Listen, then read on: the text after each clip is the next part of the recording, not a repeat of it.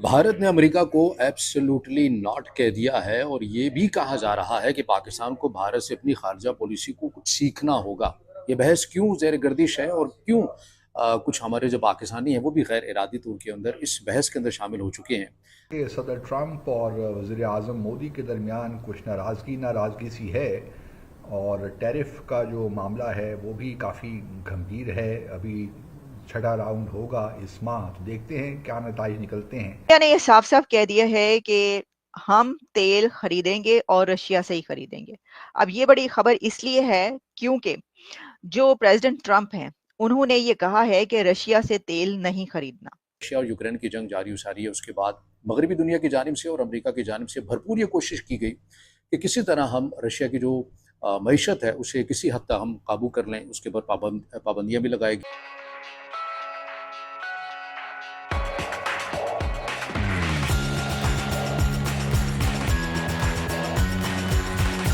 अब रशिया से तेल नहीं खरीदना, तो सबने कहा कि भई अब तो भारत को बड़ी मुश्किल पैदा होगी क्योंकि भारत जो है वो अब रशिया से तेल नहीं खरीद सकेगा।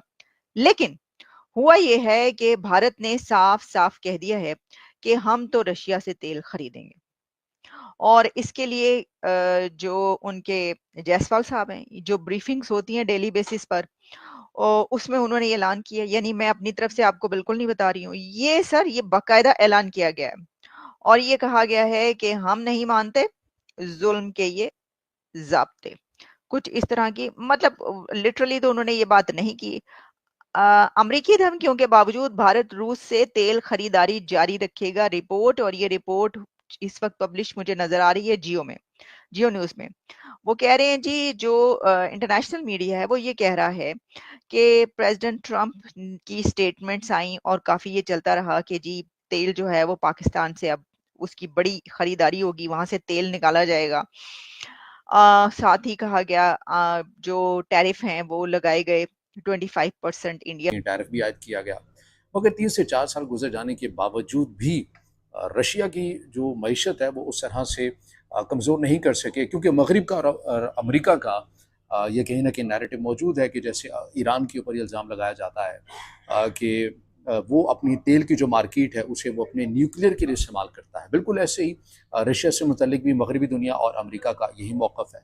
अब देखा ये जाए कि भारत जो है वो तेल का सबसे बड़ा, यानी दुनिया के तीसरा वो मुल्क है जो तेल का सबसे बड़ा ख़रीदार है रशिया के समुद्री तेल का। इसमें जो 2025 की जो पहली शशमाही रिपोर्ट हमारे सामने आती है उसके मुताबिक क्या है कि जो भारत की रिफाइनरीज़ हैं उसके अंदर सरकारी भी हैं, जो निजी हैं वो भी हैं, उनके नाम भी मैं आपके सामने रखूँगा। वो योमिया कितना जो रशिया का तेल है वो ख़रीदती हैं। तो जो नंबर्स हमें बताते हैं वो ये हैं कि 18 लाख बैरल ख़ाम तेल योमिया ख़रीद रहा है भारत रशिया के साथ। और यही वो दबाव है अमेरिका की जानिब से, अमेरिकी सदर डोनाल्ड ट्रंप की जानिब से, जो भारत के वज़ीर आज़म नरेंद्र मोदी जिन्हें माय फ्रेंड कहकर पुकारते हैं, उनकी जानिब से बार बार जो है वो दबाव अब आ रहा है।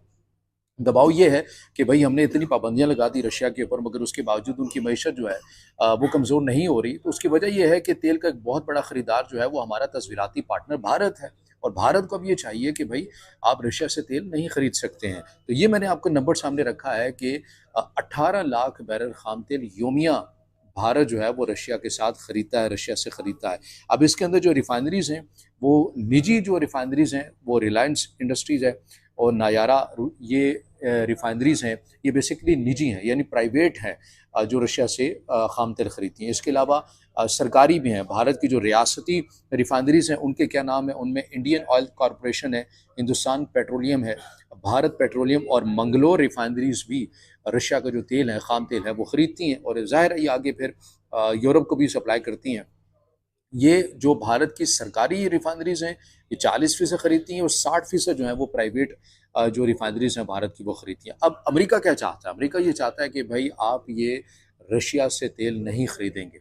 भारत के जो वज़ीर ख़ारिजा हैं जयशंकर, उनसे मुतल्लिक एक बयान बड़ी तेज़ी के साथ गर्दिश कर रहा है कि उन्होंने अमेरिका को, वाशिंगटन को एब्सोल्युटली नॉट कह दिया है कि भई हमारी जो ख़ारिजा पॉलिसी है वो वाशिंगटन से तो कम से कम ड्राइव नहीं होती। हम अपनी ख़ारिजा पॉलिसी को खुद ही बनाते हैं और खुद ही तरतीब देते हैं, और किसके साथ हमें कैसे ताल्लुकात रखने हैं ये हमें कोई ना सिखाए। ये भारत को बड़ी बाखूबी तौर के ऊपर पता है, और ये ज़ाहिर है उनका ये जो बयान है बड़ी तेज़ी के साथ गर्दिश कर रहा है, मगर इसके अंदर हकीकत क्या है? ये जायज़ा लेना है। ये मैंने आपको बताया ना कि 18 लाख बैरल खाम तेल योमिया भारत की रिफाइनरीज खरीदते हैं। पिछले 10 दिनों के नंबर्स भी मैं आपके सामने रखता हूँ। 10 दिनों के नंबर क्या चल रहे हैं? 10 दिनों के नंबर ये हैं कि अभी तक इन रिफाइनरीज ने रशिया से जो योमिया रोज़ाना की बुनियाद के ऊपर 18 लाख बैरल खाम तेल खरीदा करते थे, 10 दिनों से कोई ऑर्डर जारी नहीं किया। और ये वही 10 दिन है, अगर आप पीछे जाकर जायज़ा लें, जब अमेरिकी सदर डोनाल्ड ट्रंप बार बार जो है वो दबाव डालते हुए आपको नज़र आ रहे हैं। मगर अब 10 दिनों से रिफाइनरीज हैं, इन्होंने रशिया के तेल का ऑर्डर नहीं दिया, खाम तेल ये नहीं खरीद रहा। एक तरफ भारत के वज़ीर ख़ारजा जयशंकर ये कह रहे हैं कि हमने अमेरिका को वाशिंगटन एब्सोल्युटली नॉट भी कह दिया वाशिंगटन को, और दूसरी चलिए, भारत में हम कह सकते हैं कि शायद कदरें ज़्यादा हो, पॉपुलेशन बहुत बड़ी है, फिर मिडिल क्लास भी बड़ी है, लेकिन बाकी जो ममालिक हैं क्या करें? पाकिस्तान, अफ़गानिस्तान, बांग्लादेश, श्रीलंका, तो ये हमारे ममालिक के लिए एक मुश्किल तो है, लेकिन हम ज़रूर ये चाहेंगे कि इन्वेस्टमेंट आए, US इन्वेस्टमेंट आए, और उसके लिए होपफुली कुछ काम हो रहा है। तो ट्रेड में तो अपॉर्चुनिटीज़ बहुत लिमिटेड हैं। तो मैं भारत की हुकूमत को, भारत यही एक लिहाज से तुमको आप क्रेडिट दे सकते हैं कि वो जो है कम से कम जो उनके इंटरेस्ट हैं, इकोनॉमिक इंटरेस्ट, उन पे बहुत ज़्यादा कंप्रोमाइज़ नहीं करेंगे, वो शायद डटे हुए हैं। ये अलग बात है कि रशिया से अगर ऑयल नहीं लेते तो ठीक है, 2022 से पहले भी तो वो ऑयल नहीं ले रहे थे रशिया से, तो वो डिसकॉन्टिन्यू भी हो जाता है तो कोई ज़्यादा फ़र्क नहीं पड़ेगा। लेकिन ये ज़रूर है कि अगर 87 बिलियन डॉलर की जो एक्सपोर्ट है भारत की अमेरिका की जानिब, वो अगर उसमें कुछ सीरियस रुकावटें पैदा होती हैं और अगले 2-3 साल जो है उसमें प्रेसिडेंट ट्रंप बिल्कुल ही नाराज़ रहते हैं प्राइम मिनिस्टर मोदी से, तो हालात बिगड़ सकते हैं, और फिर एक दफ़ा चीज़ें ख़राब हो जाएं तो उनको दोबारा ठीक करना बहुत मुश्किल होता है। तो तो ये भारत एक मुश्किल तो है इस वक्त दुनिया के लिए, क्योंकि जो भी एक ऑर्डर था या जो इंस्टीट्यूशनल मैकेनिज़म्स थे इंटरनेशनल, वो सारे लगता है कि अब उनकी कोई अहमियत और हैसियत नहीं रही। तो भारत इस वक्त एक मुश्किल सिचुएशन में है, लेकिन मेरा अपना ख्याल ये है कि इस वक्त भारत की शायद अंडरस्टैंडिंग यही है कि बस किसी तरीके से ये 2-3 साल निकालिए प्रेसिडेंट ट्रंप के, और उसके बाद देखा जाएगा, क्योंकि इन एनी केस इवेंचुअली तो ये है कि जो बड़ा हरीफ है अमेरिका का वो चाइना ही है, और ये अमेरिका को कहीं ना कहीं भारत की ज़रूरत तो पड़ेगी। अब ये देखना है कि भारत किस तरीके से चाइना के साथ रीच आउट करता है, क्योंकि चाह रहे थे प्रेसिडेंट सदर, लेकिन वो कम हो के 19% रह गया, तो और भारत पे तो 26% लगने थे। इन एनी केस वो भी 25% हो गया, लेकिन साथ पेनल्टीज़ भी लग गई, और पाकिस्तान की तरफ भी रुझान कुछ ज़्यादा हमें लग रहा है, जो कि ये अब देखना ये है कि टेम्प्रेरी है, क्या है इसकी असल वजूहात क्या हैं। लेकिन ये है कि भारत ने अपने जो कार्ड्स हैं वो सही नहीं खेले उस ख़ास एक मौके पे।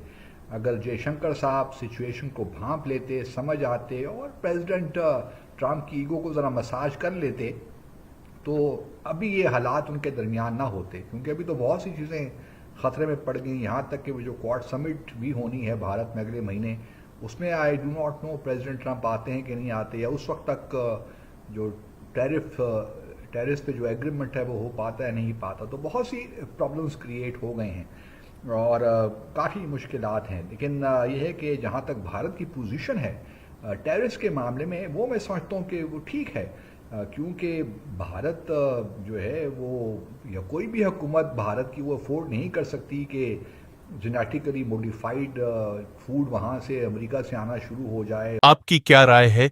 कमेंट करें और शेयर करें। यदि आप चैनल पर नए हैं तो चैनल को सब्सक्राइब करें। वीडियो पसंद आए तो लाइक, कमेंट, शेयर करें। जय हिंद, वंदे मातरम।